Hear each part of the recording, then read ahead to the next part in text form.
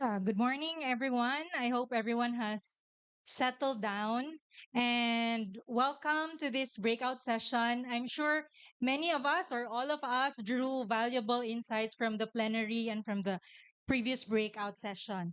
So I'll be here to introduce our speaker for this morning. So, our speaker obtained her certification from the evidence based program from the University of Massachusetts. She is a talented artist and accomplished dance director. Maybe you will dance, ba? That's part of character formation. Okay.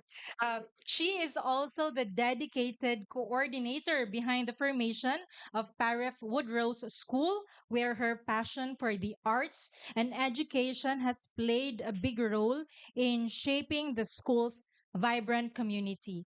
And above all, her proudest credential is that she is the mother to, wow, 7 children. So I would like to name them. So we could all pray for them too. Jose Javier, Carmela Maria, Jose Enrique, Lucia Maria, Isabella Maria, mga Maria to, no? Or Jose, Jacinta Maria, Victoria Maria, and a wife to only one husband, which is 7 children, one husband to Alan. Without further ado, I am so glad to welcome our speaker, Mrs. Eleanor Chippy Dioko. Let's give her a round of applause. So much. Thank you so much. Actually, when they were telling me about how I was going to be introduced, they were asking for the credentials that I have, no? What courses did I take? I only said the one that I think will really qualify me to be here, and that's the certification that I obtained from the University of Massachusetts. And what they wanted to have more information about what I studied. But then I said, I think aside from that course that I took, the most important is that I am a mother of 7 and a wife only to one. Okay, so without further ado, I'm very happy to see all of you here today. And not only because you will listen to my talk, not only because I want this room to be filled, no, but all of us here, right now, gives a lot of hope, particularly in the topic that I am about to give. No, it will give all of us, I hope, that sense of hope that there is indeed hope. And that no matter what statistics I will be sharing with you this morning, and the difficulties that these people having mental health concerns, we will be very driven, we will be very hopeful, and we will be very optimistic that there is something we can do about it. That we are never alone in that journey in making sure that the people, at least around us, will have that mental, physical, and total well being. Okay, so again, thank you for coming for this session.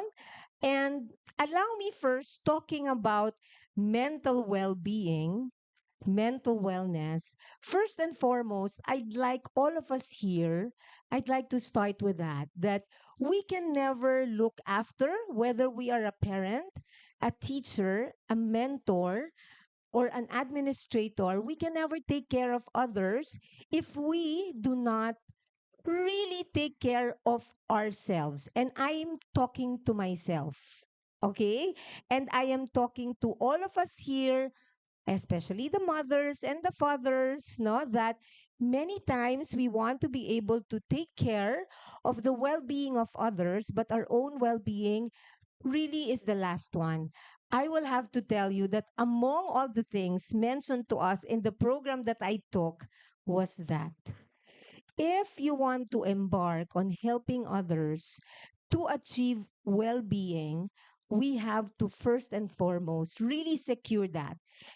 Now, let's take a very short time to think about how really are we looking after our personal well-being. And with that, I'd like all of us to use this technique. It's free. It's simple. You can do it anywhere. You can do it anytime. But the effects, as studies, many scientific studies have shown, the effects and the benefits are far more than what we can imagine. That being free. And this is being conscious of our breath, breathing. So, what I was saying a while ago on what we want to ponder on, no, right now, as to how really are we taking care of our personal, individual well-being. So I would like, it was mentioned a while ago, I'm a dancer. Actually, I'm a ballet dancer. I was a ballet dancer, but still, giving programs and producing ballet shows. And with that, I'm very conscious. No, I try. So now I'd like everybody to take any comfortable but a position that will encourage mindfulness at the same time. So if you want to sit down, if you want to stand up, if you want to close your eyes, please do please do that and allow me to share something, just the music that will encourage just that, no? So, everybody, if you want to close your eyes, be mindful of your muscles, be mindful of trying to clear your minds, listen to this music,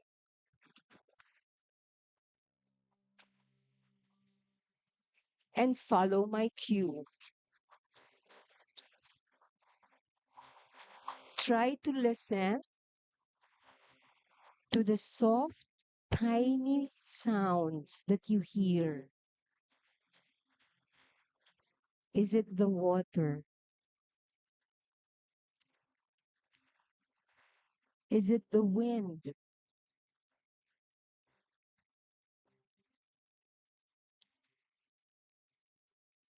Clear your mind and feel your breath. Now, inhale deeply, 4 counts. Hold that breath and release, 4 counts. And repeat. Inhale deeply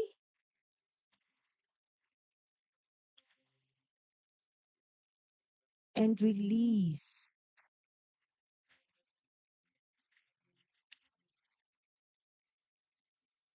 And repeat.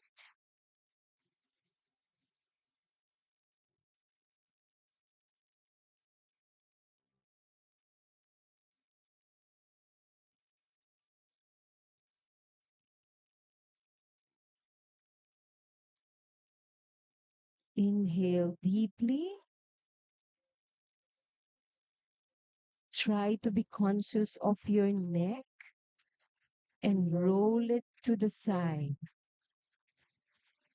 Way to the back and to the side. Inhale, exhale. Think of what brings you fear right now. And as you exhale, release the fear.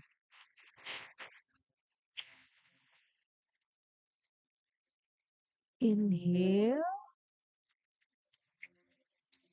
exhale.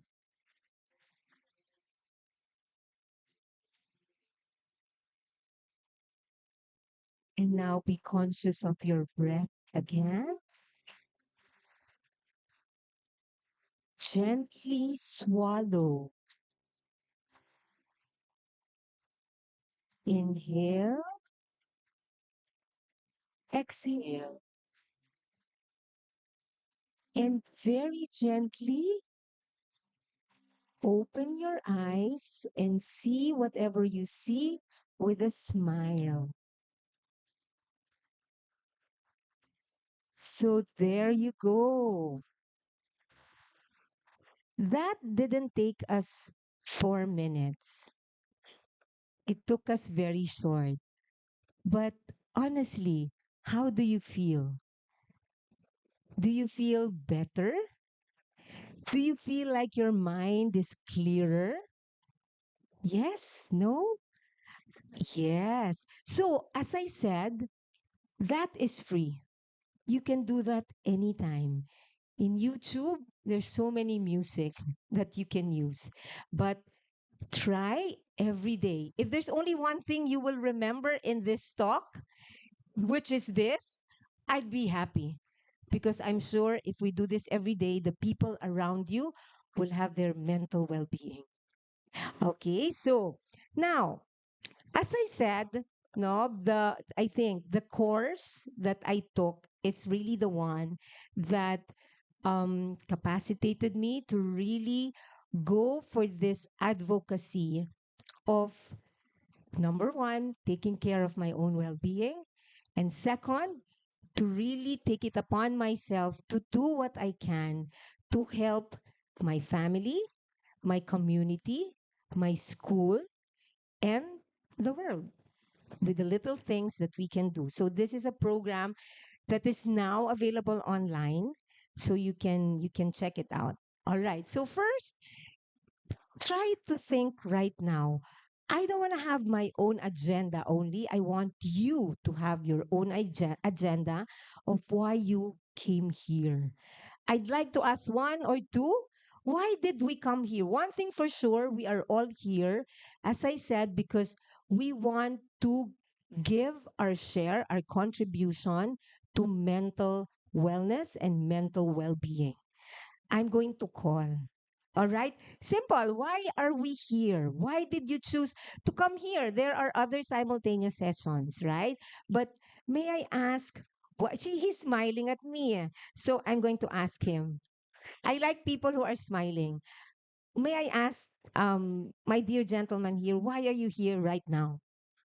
I want to help my students with this some of them don't realize that they might have problems and everything. So I want to be able to recognize and want to be able to help them. God bless your soul, sir. So that's it. He is here because that was a quick answer. I don't think he really super deliberated on that. He wants to help his students. Thank you so much for that. And I'm sure if I go from this side to that side, it will be pretty much the same. And for that, we congratulate ourselves. Okay. So we are here because we want to make a difference in the lives of the people that we are with, that have been entrusted to us, and that's a wonderful thing.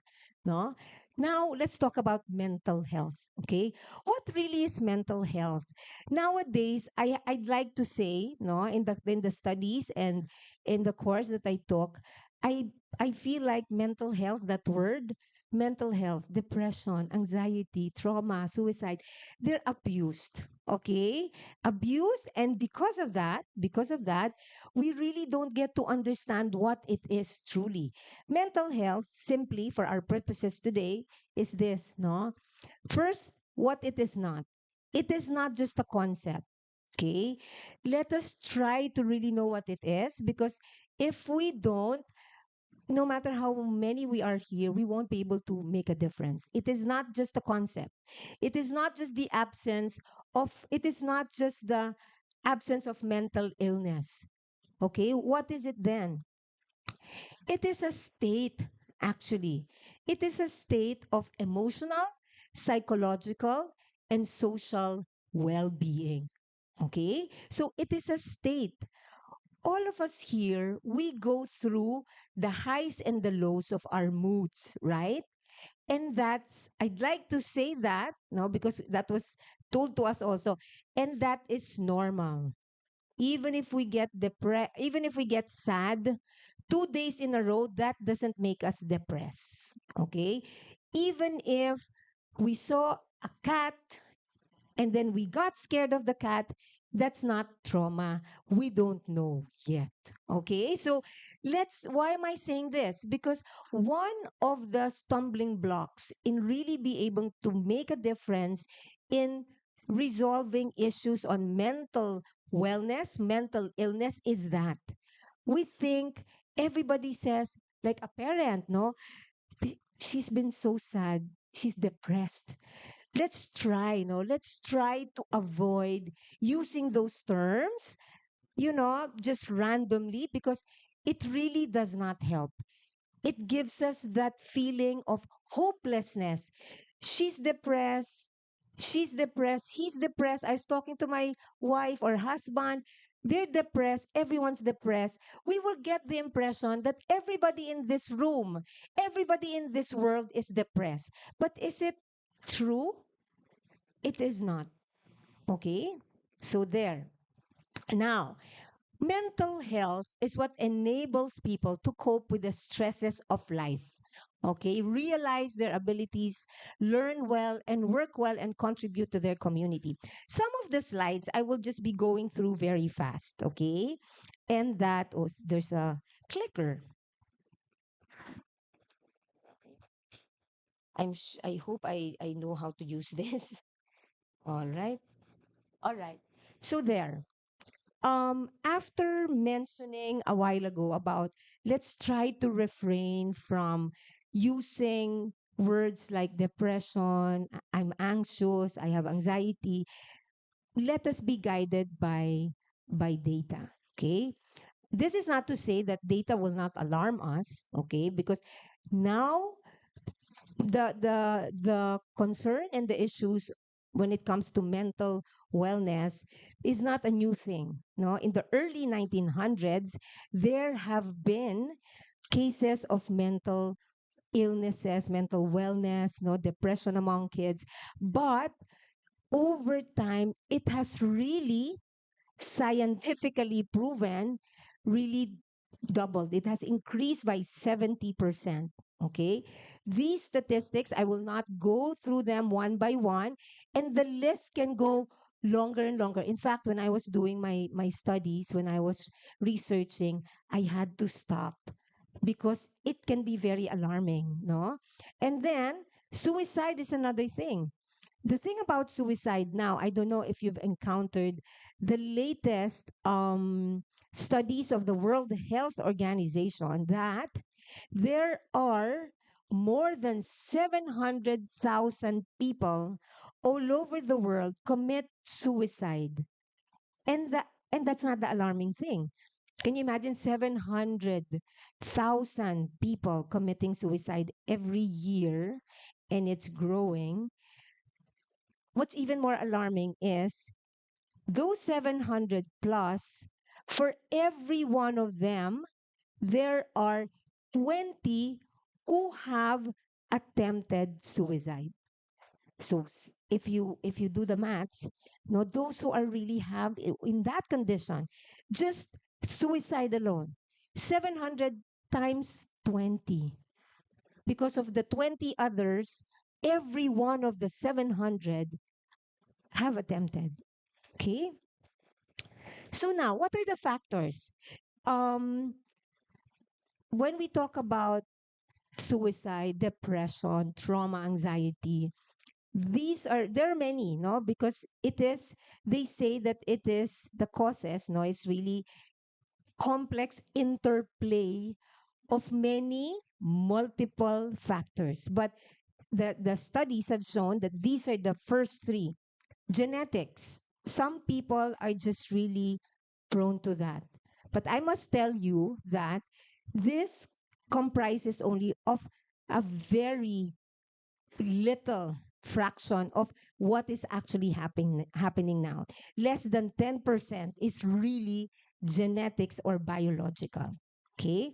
Now, this one, the second and the third one, that's the one that really occupies the most. Life experiences and relationships, the environment, how we deal with each other is the second, no? And of course, stress management. Okay. Now let's take them in the context of mental health. What really are these?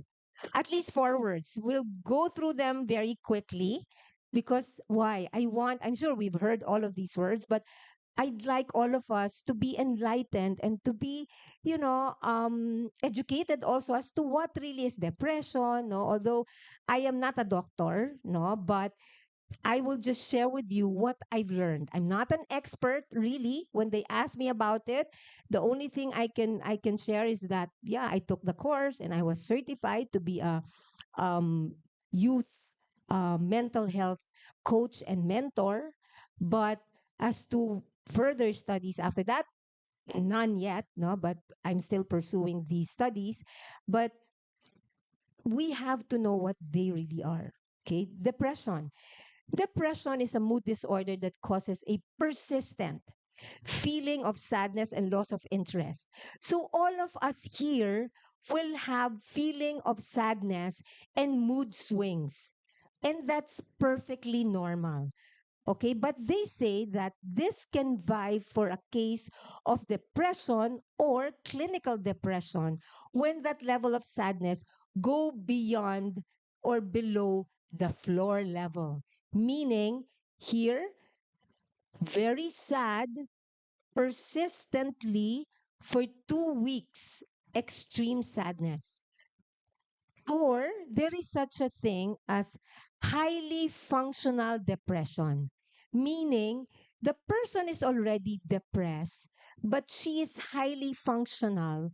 That's why she can go for 2 years, 4 years of low key sadness. So on a day to day, but it goes over the span of more than 2 years.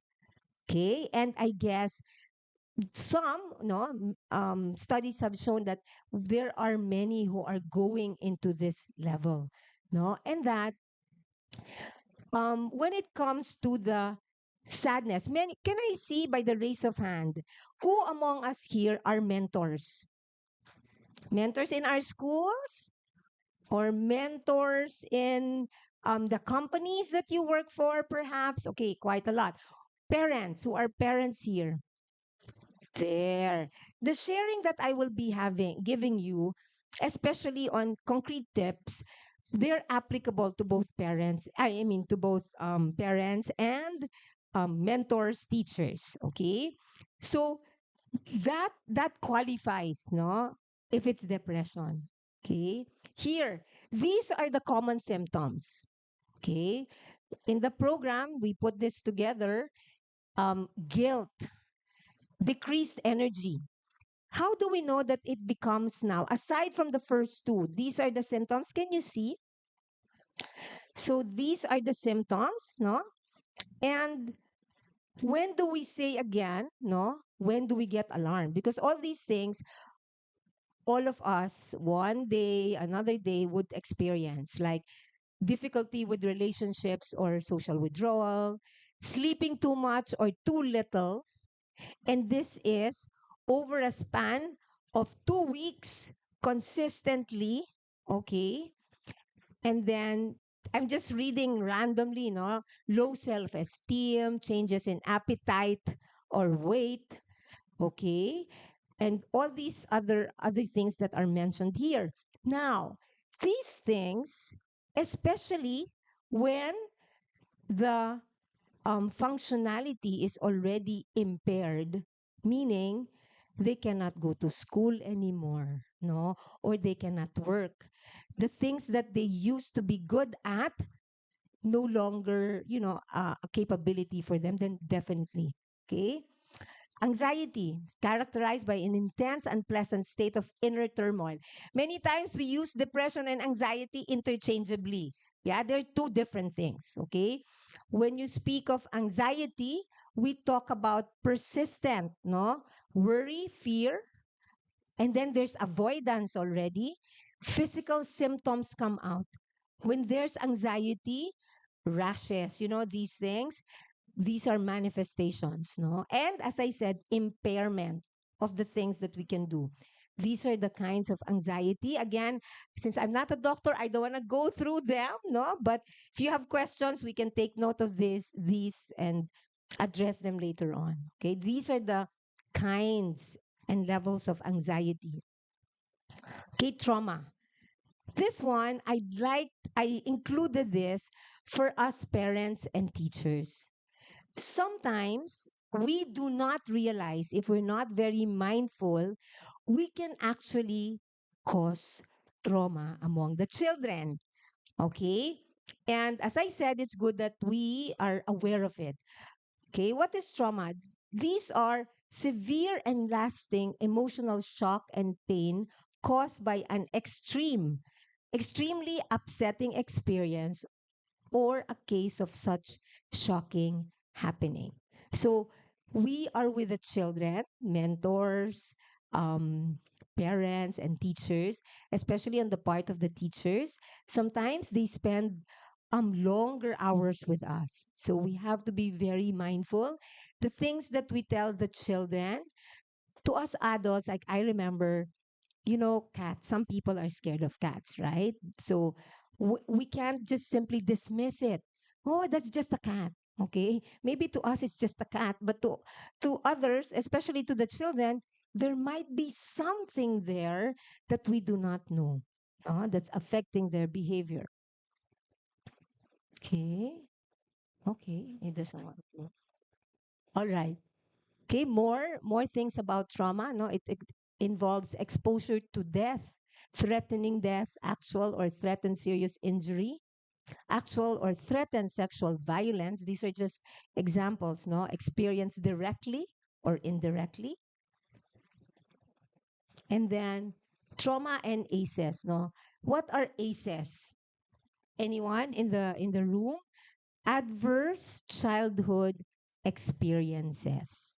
Okay, that's why I mentioned, sorry, that's why teachers, mentors, parents, I mentioned that, no, because the kids, trauma normally, no, in the young age, we're not able to unearth it right away.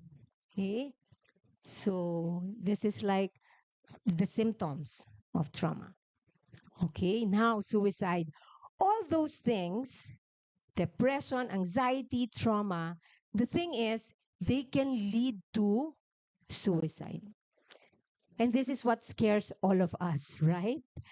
Um, we have reasons to be scared, but then again, as I said, us all in the room is already so of some form of support, no, that we can do something. Now, suicide, okay, is death caused by self-directed injurious behavior with an intent to die as a result. Okay, as I said a while ago, I gave a statistic on suicide that 700,000 plus in a year commit suicide, and 20 for each of those individuals attempted.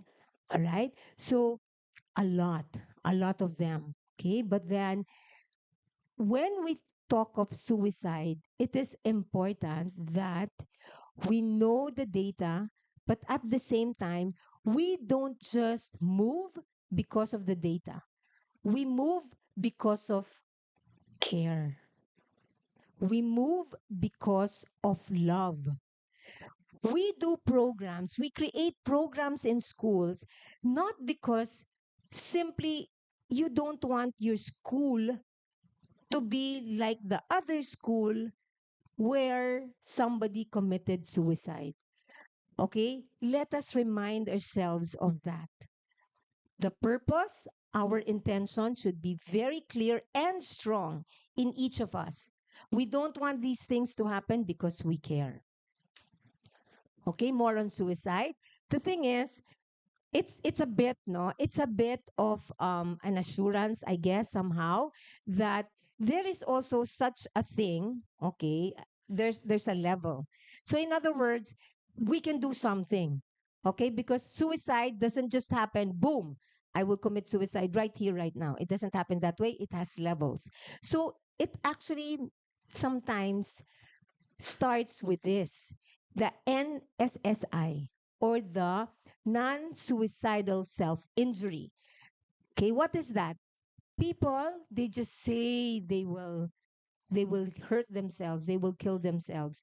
But studies have also shown that among those people who actually said that they are going to commit suicide, very low percentage have actually committed suicide. But does it mean people who say they will commit suicide, we will ignore them? No, because studies have also shown that from among those who committed suicide, they have expressed it to one or two. Okay? Is that enlightening to us? So why am I stressing that? Because it means that there is something we can do about it. It is not something that will blow you away. Where did that come from? No.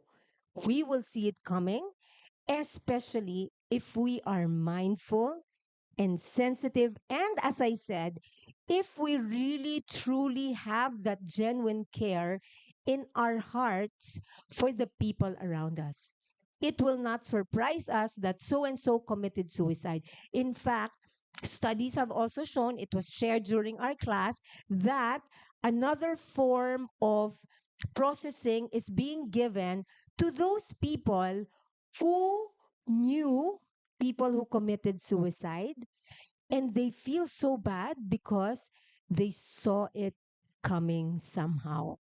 That a message was sent to them, that a call, missed calls, from their phones. So there, again, the cure to this is our ever present love, sensitivity to the people around us. Okay? Okay, this is just to stress, no, that when they say something, it's okay. No? We don't ignore, but we process. Okay? These are the factors that can counter suicide. I think more or less, no, we've touched on that. And then these are the general important guidelines for mentors. And this time, I don't want to read it to you. I want all of us to achieve mindfulness, to just pause and look at them, read them, so that at any point, especially for the teachers, no, and the mentors, so that at any time you're so tired, you just want to take your coffee, but there's a child asking for your help. Okay, here.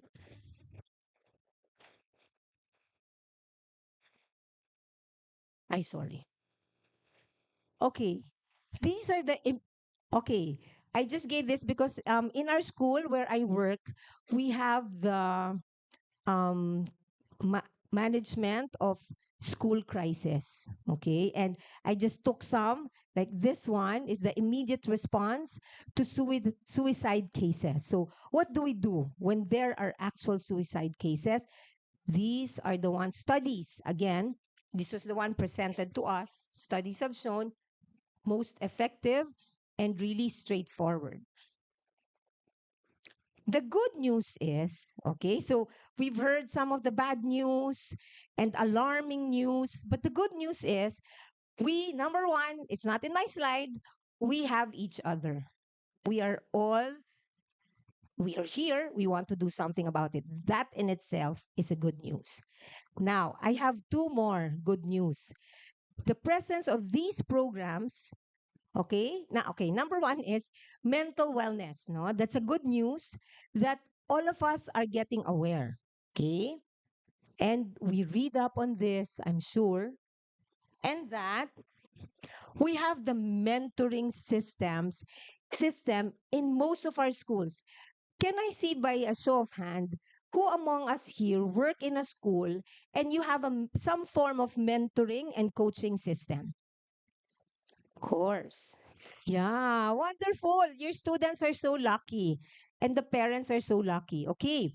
So, I will not go through that, but mentoring, okay, is this.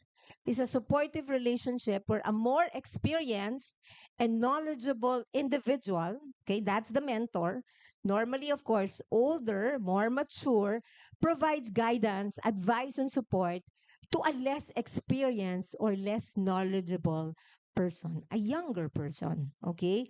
And this one, the primary goal of mentoring is to foster the development of the younger one, the child, the mentee, by providing encouragement, sharing your expertise, offering insights, and helping them navigate challenges. And if those are the main goals of mentoring, it should be really founded and based on real friendship and confidence. Without friendship, you cannot go deeper into those things. Okay, so that's what mentoring is. And the second one, what do you think is this? Do I have people in the guidance here? What is this? Yes. Counseling. Thank you very much. That's counseling, no? In our schools, in most schools, they have counseling as at least no for our purposes today, we have counseling in our guidance centers. In the case of our school, it's the well-being center. And we have in our schools mentors, right? Now, we have to be able to understand the difference between the two so that they will not compete. Okay, mentee ko siya. She's my mentee. I should be the one to deal with her. Or the people in the perhaps in the guidance center would say, but we are the experts. You are not the expert. So, no, we work together.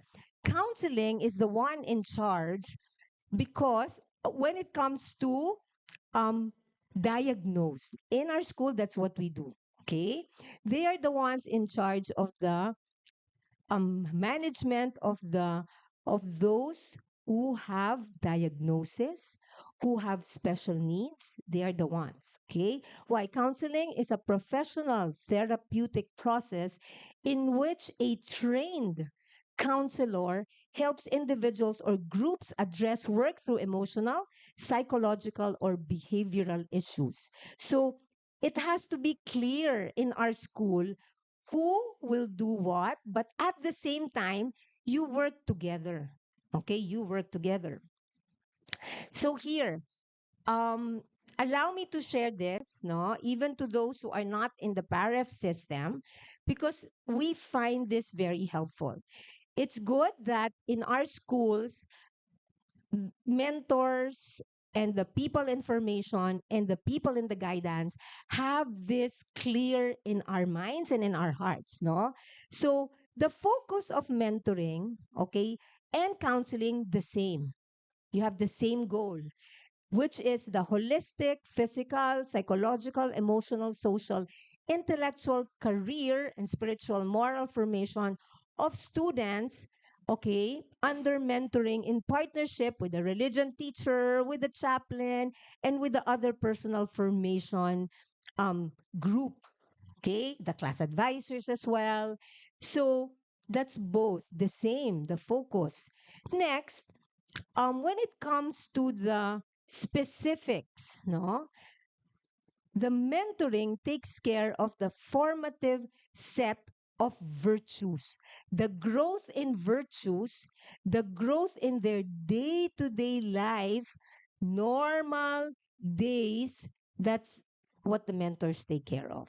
Now, if there are age appropriate skills that are now in question or needs further help in terms of academic, executive function skills, social emotional adaptive skills, okay, then this is the part of the counselor because as we have said, they are trained for that. Okay. In terms of scope, okay, regular mentoring chats, no? It depends on the school. And then here in the case of counseling, it's according to the needs of the students. Okay. Oh, my clicker is no longer working. Okay. Methods. For mentoring, it's coaching, feedback, advising. Okay, but for both, it's individualized, it's personalized. Counseling now, the counselors, they use counseling strategies, okay, theoretical practices. For responsive strategy and goal setting, in the mentoring, the personal formation program always comes up with a personal action plan for areas of improvement. And then for counseling, they have their professional clinical intervention. Okay, so we'll go through that quickly now. Management of the special cases. Okay, so you take a look at that so that it will be clear, no? So that the efforts, instead of going in different directions, you will be one. All right? So, do you have questions regarding the relationship between counseling and mentoring? None. Wonderful. So, we proceed. Okay, this is the referral process. You ask now, I'm a mentor. I take care of the day to day. I try to chat with my mentee regularly, but she has been exhibiting these things, and I notice it's been persistent. Okay, so we ask ourselves, when do we know if it's time to refer to the guidance counselor? These are the things: persistent changes in moods, persistent manifestations of difficult behaviors, regression in skills, and impairment of functionality. In the context of a school, what do you think is an example of impaired functionality? Yes, please. Working as she usually does. Thank you. So she used to get 95 in math. She used to get 99 in English. And now it's all of a sudden 70. Teachers, mentors, even parents don't think that, oh, she just became lazy all of a sudden. No. So when there are things like that, let's catch that. What else? One more, so that we just know we help each other. Regression in the performance. Yes. Thank you very much. Attendance. Parents, when they start saying, I don't want to go to school, don't just think they're lazy. There must be something. Okay? And then, of course, even if they don't exhibit all these things, as parents, as teachers, we are gifted with that gut feel. We are gifted with that, um, what's this? I'm losing my words. Gifted with that instinct. Thank you, Mrs. Basilares. Instinct, okay? When in doubt, just consult because there are always people who are going to help us. All right. Key elements and programs. I go very fast here. I don't want to take so much of your time, okay? Key programs that should be in place in every school and also homes, okay? First, ethical practices. We please make sure that we have articulated, no, articulated documents that will say what is ethical, what is not ethical. Let's not say, oh, that's common sense, or they should know that they're teachers. No, okay. No, we have to have these things articulated. All right? Effective working relationships with families and communities, program infrastructure support, program management and evaluation, current trends and globalization of practices. Like this thing that we're doing right now is a form of globalization of practices and skills. We share, we connect the dots, and then we build bridges. All right? Okay, ethical guidance. There. As mentors, this is for mentors. I specifically mentioned this for mentors. Promote welfare and safety of the youth. Be trustworthy and responsible. Act with integrity. Promote justice for the young people. Respect for mentees' rights and dignity. I don't know if you sometimes experience this. Sometimes when we work with children, especially the little ones, the ones who handle the younger ones, we always have to keep in our mind, everybody, I suppose, would be guilty of this. that these young people, they're not just cute, they have their dignity. No matter how tiny they have the same dignity as the biggest person in the room. Okay, so let's keep this in mind. They're not just cute. Okay, all right. So I mentioned that already, no, but I just want to, to articulate more. I will just flash it there. Okay, what about at home? Home, okay, those things that I mentioned, we can also have them, no, at home, but in the context of the home, for us to be very proactive. Okay, of course, we don't want to act when our child is already depressed, no? We should be able to provide these at home. Open, warm, and deliberate. In most of the readings that I came across with, open and warm communications. But I added deliberate. Okay? And then quality time, healthy routines. Okay? We are also responsible as parents for that. So when you see your children sleeping so late, don't think that it's really like that these days. They really sleep late, and that's it. We are all doomed to sleep late, no? We can do something about it, parents. We can. All right? And then social connections, growth mindset, open mindedness. You know, the social connections, parents, again, we might feel that it's inevitable for our children to be in their gadgets. Maybe to totally take it out is really not something we can still do, but we can still regularize that. We can still, sorry, regulate that. We can still control it, for a lack of better term. We can and we should. Okay, we can and we should. Let's put that in our minds, no? And then growth mindset. Maybe my daughter or my son is sleeping at 2 a.m. What is a growth mindset attitude towards that situation?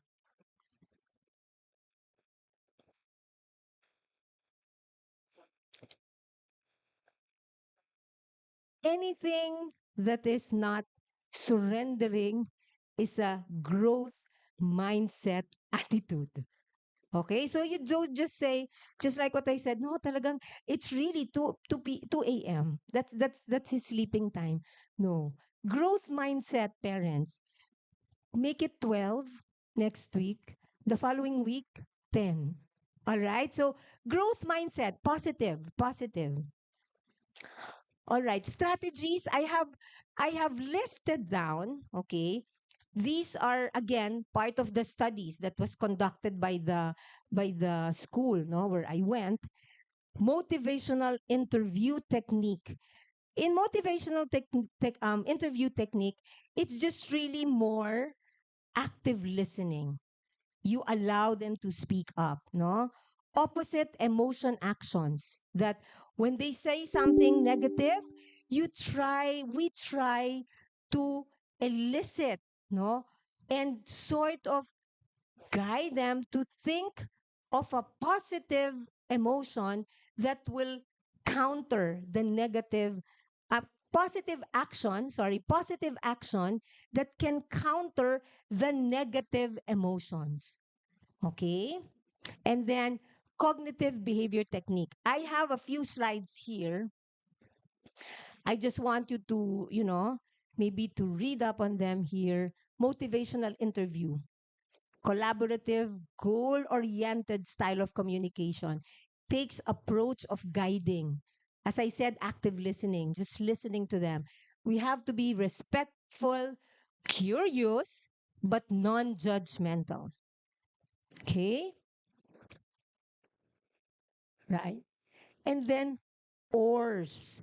Let's keep in mind, when we do motivational interviewing or motivational communication and conversation, we just think of four things. ORS, okay? They are open ended questions. You have to think of affirmations, reflective listening, and summarizing. So when our daughter or our son comes home looking so, feeling so depressed, okay? You think of these four. These four you keep in mind. Try to ask questions that are open ended and affirm whatever it is positive that you can see, even if it's so hard. Sometimes it's the hardest thing to look for something positive. Am I right? It's like something, there's really nothing positive. I assure you, there's always something. Okay. Even if you just have to compliment them, oh, I like your hair today. That's good enough. Okay, but insist, because that's part of the ORS. Okay, affirmation, affirm something. All right, and there we talk about emotion. No, we when we deal with young people. Okay, this is something that we were also told. Even if we want to be following and we want to insist on reasoning or on what is practical, what makes sense. Sometimes the fact that they're already in that state, nothing makes sense to them anymore, right? So don't insist. You have to explain to me. Give me one good reason. No more na, okay? Just let go of those agenda. But tap on the emotion because the emotion is always there. Okay? Tap on that. I can't say squeeze them out of it. No, but allow them to be able to express the emotion. And if in expressing the emotion, the two of you will cry, then that's great. Okay? And then this is the one, no, that I was saying a while ago, opposite to emotion action. Okay, so identify the name, the emotion you want to change, identify and describe your action urges. For example, there's a child in school who comes to you. My best friend did not, I waved at her at the hallway and she did not wave back at me. You know how girls are, no? They're interpreting it in so many ways already. And so the that your mentee perhaps will say, I just want to cancel her. I just want to not eat lunch. I just want to, I just want to pinch her. All those negative things. So what we will try to to elicit is something we try to encourage, no? To think of something positive that can counter the negative that she already has in her mind and in her heart. Okay? And then repeat acting opposite. No? All right? All right. These are some more, strategies that we can make use of. Okay. Yeah, this is just the example. All right. The cognitive behavioral um process. Okay? Some are from guidance, no? We have, when we speak of the cognitive behavioral, we take a look at these three at any given point. We take a look at the thoughts that is present at the moment, what is the feelings, and what is the behavior. Okay? Or it can be in any way. All right, we start with the behavior. Okay, what are the thoughts, what are the feelings, so process these things with them. All right, so I came up with, okay, I'll go through this. These are very useful. Just like the breathing, there are also many of them, most of them free, okay, that you can do every day. We have the progressive muscle relaxation, 5-minute mindfulness, okay, when you just make them, just like what I did a while ago. I combined the deep breathing mindfulness technique and then the grounding technique, okay, guided imagery. Okay, in the guided imagery, I also gave that a while ago when I ask you to close your eyes, imagine maybe the water. Okay, we have to be creative. Okay, and nothing beats this acts of kindness. This is what can counter any mental impairment. Okay, and creative expression. I also mentioned digital detox. Parents, digital detox. Use these terms because based on study, okay? These terms are based on study. So, what does it mean? It means that this will appeal to our young people. Talk to nature, meaning you bring them to a place, parents, and you tell them specifically, talk to the birds, talk to the, talk to nature. This is really, yes, it's to some of us who are not really used to these things, it's kind of cringe. It's kind of cringe, but no, it they have their own benefits. They have their own benefits, especially especially if you really psych up and prepare your children for it. If it's deliberate, I mentioned that a while ago. You don't just get off the car and tell them, okay, talk to the birds. Of course, we don't do that, right? That's when you will that's when you will hear cringe, mom. But but for example, it's a Sunday. Okay, Friday, before that Sunday, you tell everybody in the family, guys, what do you think of during this weekend? Let's go to the farm of Lola. Let's spend lunch there with Lola. And on the way, we will park the car, okay? And then let's walk and let's talk to nature. Maybe if that's how you're going to do it, it's not going to be cringe after all. And then really allow them. And we've done that no in our family. And you will see at the beginning, parang but later on, as they walk, when they're prompted, as they walk, I'm sure all our kids, even us, we have some things that we carry in our hearts that we want to talk to someone about who will not say anything, right? I suppose, this plant, um, my husband fought me tonight, last night, and this is really hurting me. This plant will not say anything. It will just absorb everything. So, talk to nature is a thing. Okay? Of course, journaling. By the way, studies have shown also that journaling is a lost skill among our young people. It's so sad. Gone are the days, I will show my age, when we say, Dear Diary. Yeah, see? Oh, yeah, yeah, yeah. Those who said, yeah, yeah, yeah, they're about the same age as me. Okay, so, but it may not be Dear Diary, maybe Dear Google, Dear ChatGPT, but we have to encourage. No, we have to encourage because they are, yes, ma'am.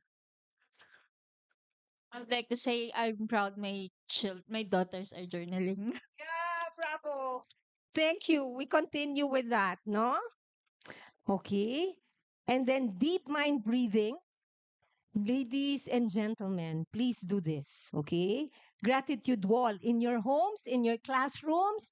Maybe you can have something like a gratitude wall. Because as I said, no matter how bad things are, there's always something to be grateful for.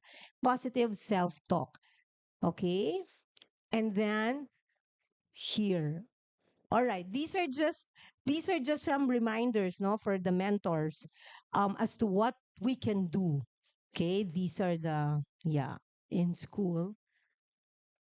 Okay, just have a short quiz. All of us here, after hearing all those things, let's choose because there are quite a number here. Let's see if we will have something, if we learn something. For example, your mentee told you he wants to kill herself. She wants to kill herself. They say that. I've experienced that.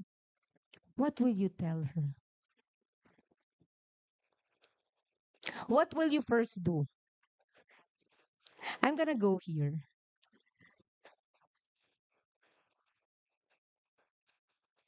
Can I call on our participants from way under? As a mentor, what would be my first? Yeah, obviously manage the situations and right this moment what's going to happen, and then seek help as soon as possible. So that referral to the if a counselor is available in the school, I would say that's a critical intervention required. Yeah. Okay, so he did mention some of the things that we talked about, no? Because this is something serious, okay? You manage the situation and then you bring it up with the people that you think you can consult, okay? And then you saw a disturbing post of your daughter or your student. What do we do? Why did I mention these particular items? Because these things can somehow remember what we were talking about, like nothing goes like surprise as surprises. Somehow, some ways we see sometimes in the post. Right now, here going back, you saw a disturbing post of imagine what is that disturbing post of your daughter or your student. As a mother, let's ask mommies, what would you do? Pray. I love that. That's the first action. We pray. I agree. Yes. After we pray, take a deep breath. I love it. I love it. We're learning. We pray, we take a deep breath. Yes, these are really the things that will work. Okay. And then, there. Talk, start asking open-ended questions, and then listen, actively listen, no judgments, just and then if and then after that you whatever your daughter tells whatever my daughter tells me, ganun ba, so this is how you feel. So I forgot what it's called, reflective some the okay, yeah, okay. Okay, and then and then that's yung when she felt that she has been heard, that's when she truly opens up, and then that's when I give my advice as a mother. Let's clap for her. Those are just the things that we mentioned. No, thank you very much. Okay. Now here, these are the last slides already. Okay. So what do we do in school? I've mentioned so many things, but the bottom line is much focus should be given on ethical considerations, care, concern, and love. We have to do it may sound motherhood statements, but the bottom line is if we do not have care for people, we can't do anything. People who are in the admin, no, the administrators, when I mentioned that, so that when we try to accept people who will work for us and with us, we have to be able to put that deliberately in our mind and in our heart when we interview, when we accept. We have to take a look at that already. Social media, check the posts. What are this person into? So that we would know if I mean, it is not to judge people, no, but so that we would know if this person is with us. Okay?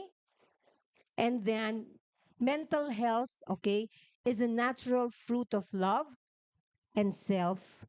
for self and others. Okay? What are the three essentials? Rediscover the science of happiness. That is what we will spread. We rebuild families. and we reflect. Okay? And when I say reflect, just like what mom said a while ago, now more than ever, we have to take a look. Even our personal, no, our personal take on prayer, we take a look at prayer as a skill. Prayer is a skill, a tool that we should be able to make our students and our teachers and our children have. It's a skill. Okay? And this is a model of self reflection. Okay? That model of self reflection that I'd like to share with you. Okay? Because considering the many angles that we talked about, I came up with this framework on reflective um, self-reflection. Okay, so the goal is for human flourishing. Okay, that we take advantage of all these things. I said that a while ago. At the end of the day, this is what we have. Interiority is what we have to really work on with ourselves and with the people that we guide. Because if they're strong interiorly, they can do anything. Okay? Okay, this is the last one. Everybody stand up. Before we go, we will use this technique. This is for self mastery. After this, we will go home. Okay? Thank you for listening. Now, this is what you call, again, it's free, no? It's the progressive muscle relaxation. So, what do we do here? Do you know that we have many muscles? Of course. But do we use them? No, many of us we don't. Okay, but that's okay. Today we will discover our muscles. We have muscles all over our body, and let's use them for mental wellness and well being. All right, so it's like us to concentrate on specific muscles that we will tense so hard so that we can feel them, okay? And then we will release them slowly. All right. We start with our shoulder muscles. Everybody, tense up your shoulders. Come on, as tense as you can. Oh, come on, tense it up. You're not so tense. Tense it up. Tense it up. And then gradually release, gradually.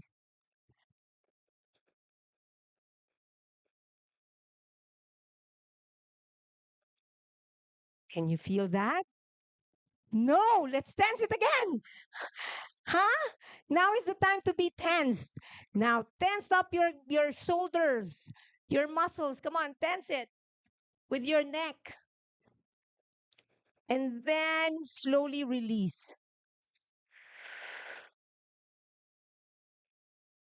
Now, our legs. Okay? If you can, but if you cannot, please don't, okay? If you can, lift your, I'm doing mirror image. Lift your right leg. Right. Okay? And tense it up. Tense it up. Tense it up. Tense your butt. Tense it up with your stomach. And then release slowly. Release slowly. Your right, your left this time. And lift your leg and tense it up. Oh, tense. Feel it tense. And then release. You can do that with any part of your muscle. I mean, any part of your body, the muscles, like the arms, tense up the arms, and then go. And then release. Stretch. Okay, so with that, okay, we can do it. All right? And that there is hope. Mental well being is not impossible. Not everybody has it. And since we are all here, many people will be saved from any mental illness. Depression and anxiety are not inevitable. Not everybody has to be depressed. Okay, so thank you, everybody. These are my references. And as I said, we can do it with all those free things that we talked about. Thank you for coming. Thank you. We'd like to have a photo first. Sorry, I will present first our certificate of gratitude. And thank you so much, Mrs. Chippy Dioko, and everyone for coming. Maybe we'll have a picture first. How do we do it? Ano po? Okay. Yes, yeah. So you can just okay, okay. Apo.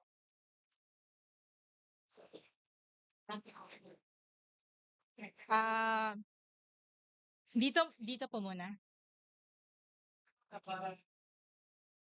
Yeah, for documentation. Maybe you can stay here first.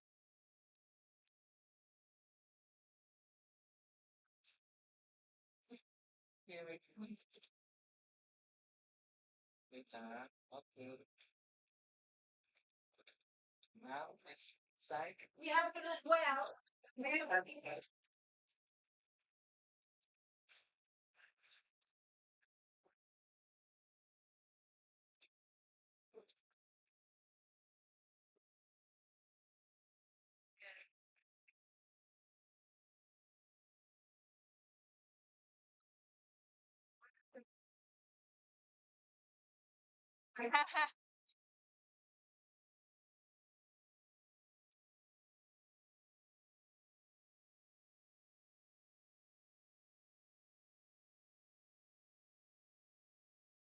Okay, before you leave, thank you. We have a QR code where you can get your certificate. I think this will be placed outside. And at the ground floor is a booth with Paref booth for branded merchandise. So you may want to check it out. So this will be in the table also outside.